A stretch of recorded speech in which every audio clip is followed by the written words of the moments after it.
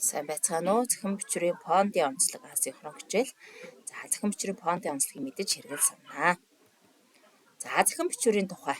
Захин бичвэрээр бичихэд хэрэглэгдэх техник хэрэгсэл гэх юм уу? Суурин компьютер, ноутбук, MacBook, лаптоп, таблет, гар утас зэргээр бид нар захимаар бичиж болно.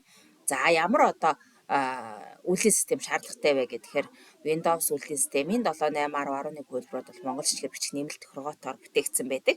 За захин бичвэрээр бичих фондууд нь эдгээр фондууд байна. За захин орчин дэлхийн өнцөг болон бүрээс хүмүүс хоорондоо Unicode буюу нэгдсэн кодчлалын стандартчлалын тусламжаар харилцдаг. Тэгвэл Unicode бус фонд гэж юу вэ?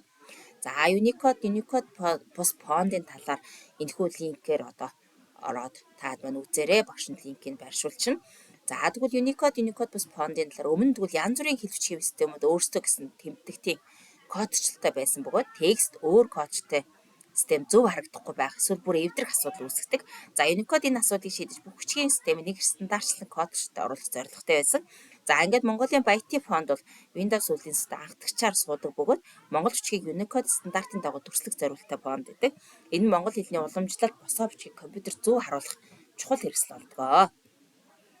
За агаар үндэсний бичгийн фонд суулгах заавар нь болохоор ихэнх утаснууд монгол бичгийн Unicode-ыг дэмждэг стандарт фонттой байдаг. За тиймээс танд тэр нэмэлт фонт суулгах шаардлагагүй байж магадгүй. Эхлээд таны утсан дээр монгол бичгийн гарыг идэвхжүүлээд үзнэ. За тэгвэл iPhone той бол та нар settings руу ороод General Keyboard гэдэг Add New гэдэг оронгууд за keyboard дээр Mongolian script гэдгийг сонгоод ингээд идэвхжчихнэ гэсэн. За Android үйлдвэрлэлийн системтэй утастай бол settings руу ороод General Management гэж ороод Language and Input, Virtual Keyboard, Samsung Keyboard, Languages and Types, Manage Input Languages, Mongolia гэх мэт дараалалаар ингээд энэ дараалалаар орж гар утасныхаа тохиргоо байгаад монгол бичгийг сэргэнэ гэсэн. За хэрвээ гар утсанд үндэсний бичгийн фонд байхгүй байх тохиолдолд энэ заавраар суулгана. Энэ зааврын бас линкийг багш нь тусад нь оруулчихна. Энийг бас үзээрэй хүүхдүүдээ. За гар утсанд тэгвэл суулгаж болох үндэсний бичгийн хэрэглүүрүүд ямар хэрэглүүрүүд байдаг вэ гэхээр оюунт буюу оюун хэрэглүүр татаж болно.